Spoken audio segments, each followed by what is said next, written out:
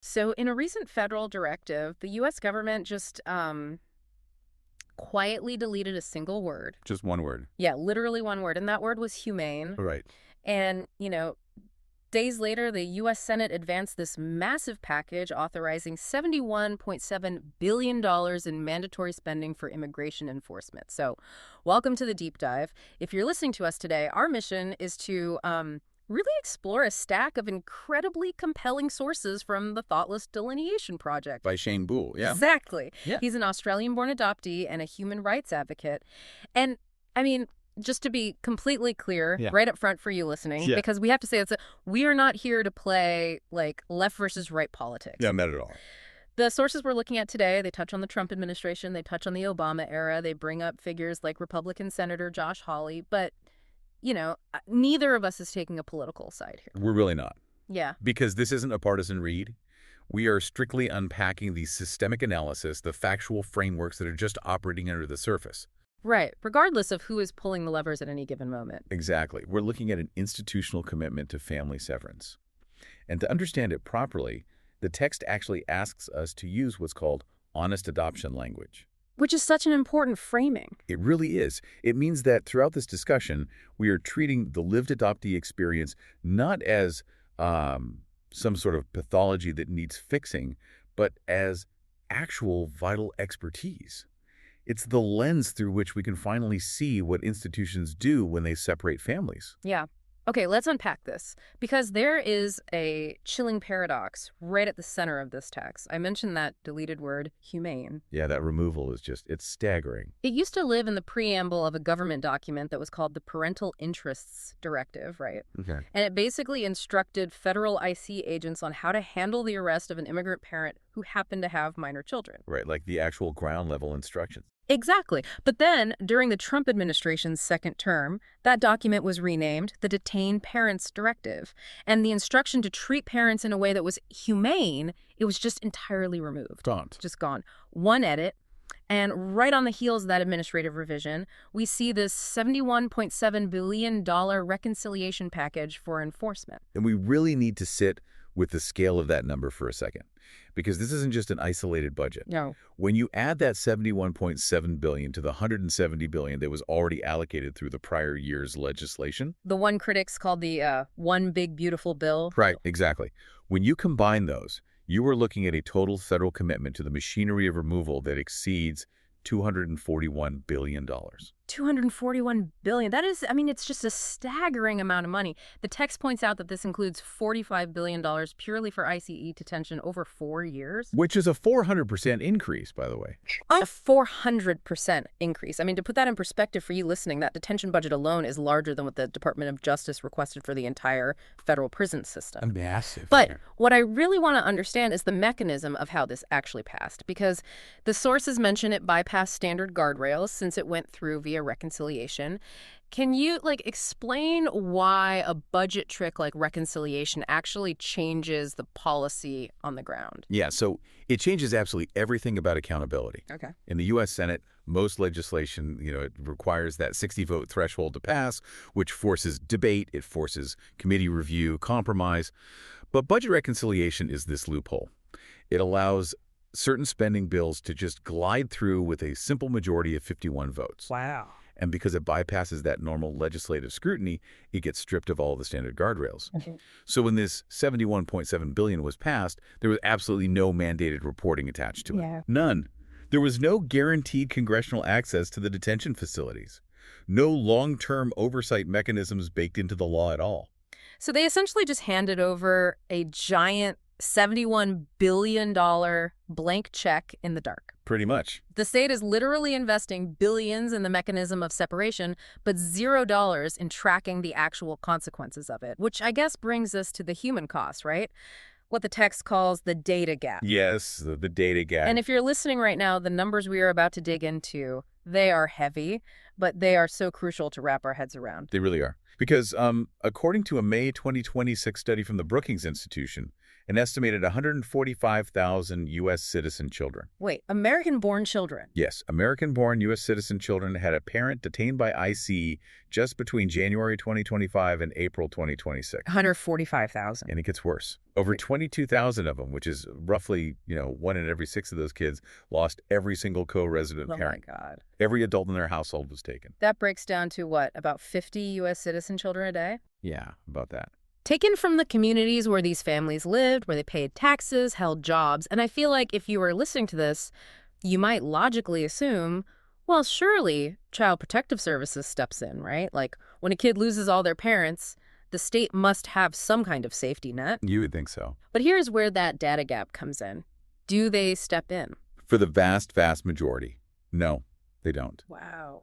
The text highlights that only about 5% of these affected children receive any formal child welfare support services. Only 5%. So what happens to the other 95%? They just vanish into this massive data gap. The federal government simply does not track them. There's virtually zero data on whether these kids get absorbed by extended family, whether they end up like couch surfing, or if they leave the country, or if they end up unhoused on the street. Because the bureaucracy built a machine to remove the parent, but they deliberately chose not to build a system to record what actually happens to the child. But wait, how does the government justify that internally? I mean, if you look at the official response from the Department of Homeland Security, the ICE spokesperson's statement is literally, ICE does not separate families. Yeah. How can a federal agency say that with a straight face when the Brookings data shows 145,000 children were left behind? Well, Sheinbold calls this a definitional maneuver. A definitional maneuver? Okay, yeah, because it's not a factual claim they're making. It's an institutional framing. The bureaucracy basically just changes the definition of reality. So if a parent is deported and the child remains in the U.S., the institution officially frames it as a choice. A choice. Yeah. The paperwork will literally say the parent self-deported or that they actively chose to leave the child behind. Therefore, under the state's internal logic, no separation occurred. Unbelievable. The state didn't do it. The family chose it. That's the narrative. That systemic bureaucratic rebranding of trauma, it perfectly leads us to this concept of the architecture of silence. Because, okay, inside this massive $71.7 billion package, there is this amendment added by Senator Josh Hawley. Right, the $108.5 million one. Yeah, $108.5 million for DHS investigators who are focused on child sexual exploitation and online abuse material. And Hawley publicly called this one of the most important things we'll do in this bill. Let's actually do the math on that for a second, though. So please. Because $108.5 million sounds like a lot of money to an average person. Right. But in the context of a $71.7 billion package, that represents just 0.15% of the total budget. Right. It's like spending a fortune to buy a massive fleet of bulldozers to clear-cut an entire ancient forest, but then you attach a $5 wooden birdhouse to the grill of one of the machines. Yes. And then you hold a press conference and call the whole project a wildlife protection initiative. The optics cost almost nothing, but the moral cover it provides is just massive. It's the perfect analogy. But I have to ask you, how does appending this tiny child protective framing actually strengthen the machine that is causing all the harm? Well, that is the genius and, honestly, the horror of the architecture of silence. Yeah. By attaching a tiny child protective amendment to the very instrument that is separating families, the institution doesn't just suppress the harm. It actively rebrands it. Is it a halo? Exactly. It permits a bill that literally funds the detention of mothers and the removal of parents to wear this halo of child protection. And the text points out that this is the exact same pattern used during the forced adoption era decades ago. Oh, wow. Yeah. Institutions that coerced unmarried mothers into giving up their babies consistently frame the removal as an act of saving the child. The language changes over the decades, right? Oh. But the institutional structure of silencing the harm remains perfectly intact. And listening to this, you start to realize this isn't just an immigration story at all. No. The sources point out this deeply disturbing historical parallel where this exact machinery is actively targeting the adoptee community right now. Let's talk about the legal loophole for inter-country adoptees, because this completely blew my mind. This is a really critical thread in the research. If we look at the Child Citizenship Act of 2000, there is a gaping legal loophole because of an arbitrary cutoff date written into the law specifically, being born before February 27, 1983. Which is just a random date. Completely arbitrary. Because of that date, Between 30,000 and 70,000 intercountry adoptees were promised U.S. citizenship, but were never actually granted it by the state. Okay, just to make sure I'm wrapping my head around this. These are people who were brought here as infants or toddlers. Yes. They were legally placed in American homes through the U.S. government's own adoption system. And just because of a paperwork glitch, a date on a calendar, they were left completely stateless. Precisely. And this exposes what the text calls the ultimate institutional betrayal. Because if we connect this to the bigger picture, the exact same $241 billion enforcement machinery you just discussed, The ICE agents, the detention centers. the removal operations, all of it, it is currently being used to actively deport these adult adoptees. I really want you, the listener, to just think about the bodily, everyday reality of that for a second. It is such a profound subsonic betrayal. It really is. The state severs a child from their biological origin.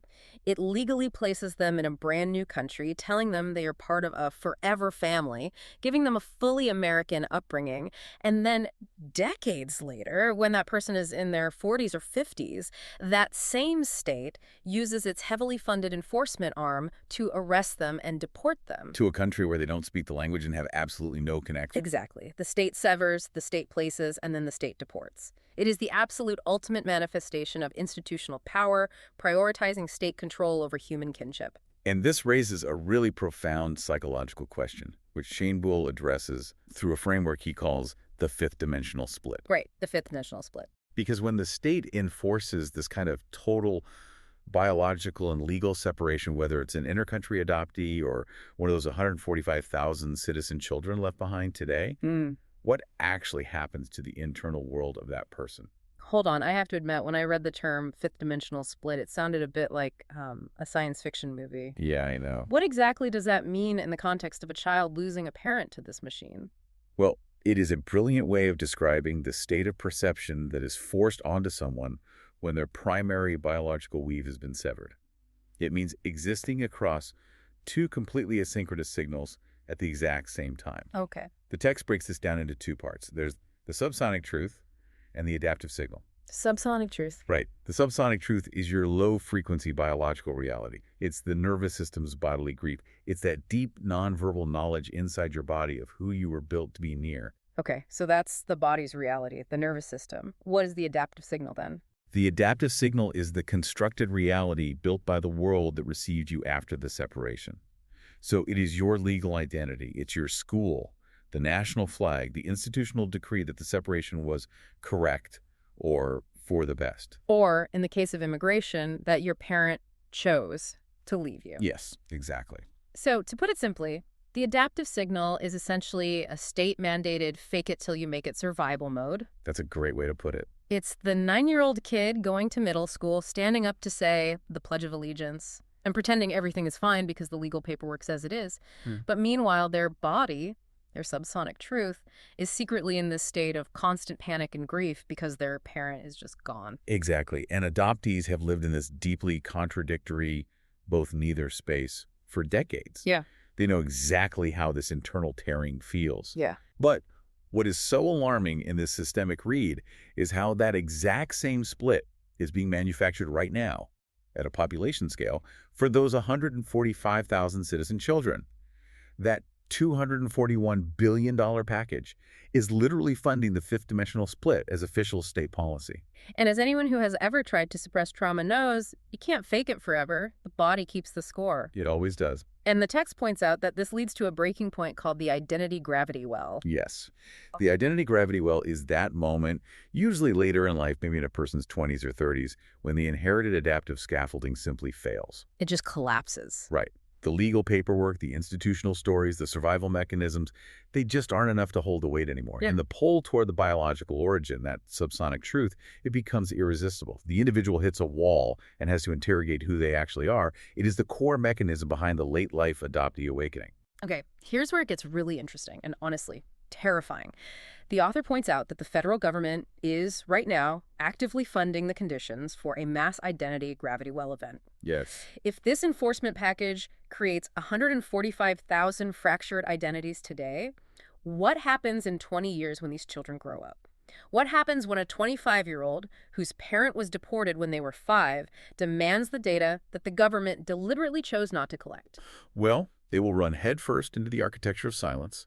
They will go to federal agencies seeking the truth of what happened to their families, and they will find the data gap. Just avoid. There will be no records. And the text draws a direct, haunting parallel here. A sealed adoption record from 50 years ago and the absent data set from ICE today, they are functionally the exact same instrument. Wow. They are both forms of institutional gatekeeping.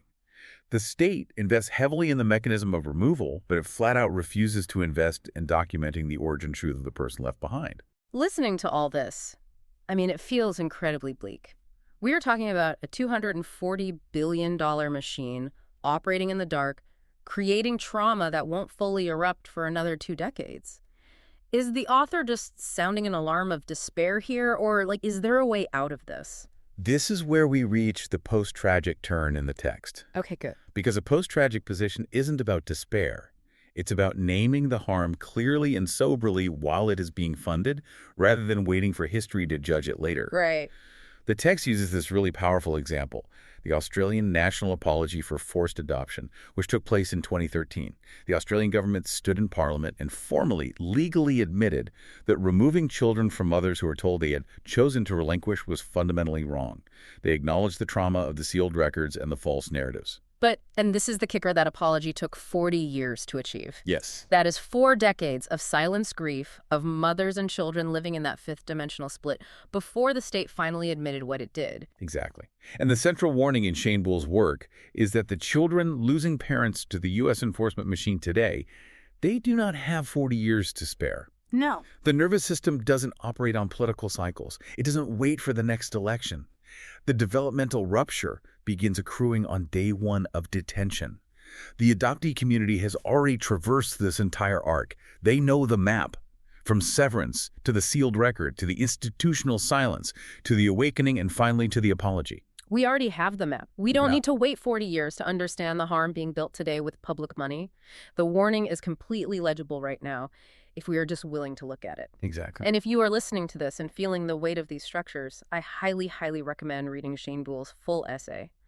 Looking at policy through the lens of lived adoptee expertise, it fundamentally shifts how you see state power. You can find his incredibly profound work on his Substack at thoughtlessdell.substack.com. And before we wrap up today, I want to leave you with a final thought that really builds on what we've discussed about the architecture of silence. Sure. The text notes that there is legislative momentum right now, like California's SB 381, that is slowly cracking open sealed adoption records state by state. We are seeing the gradual, painful dismantling of an old, paper-based architecture of silence. It's a slow dismantling, but it is happening. The paper records are finally coming to light. Right. But here's the question we need to mull over as we log off today. As we dismantle that old paper architecture in the basements of courthouses, are we paying enough attention to what is replacing it? Oh, interesting. The research briefs in these sources highlight that artificial intelligence and digital algorithms are quietly building brand new architectures of silence for the next generation. Wait, really? Like how? Well, we see it with Meta's algorithmic moderation erasing marginalized voices in the global south. We see it with the commercialization of genetic databases by companies like 23andMe. Wow. So instead of a sealed paper record locked in a filing cabinet somewhere, the erasure of origin is happening at the molecular and algorithmic level. Exactly. Think about it.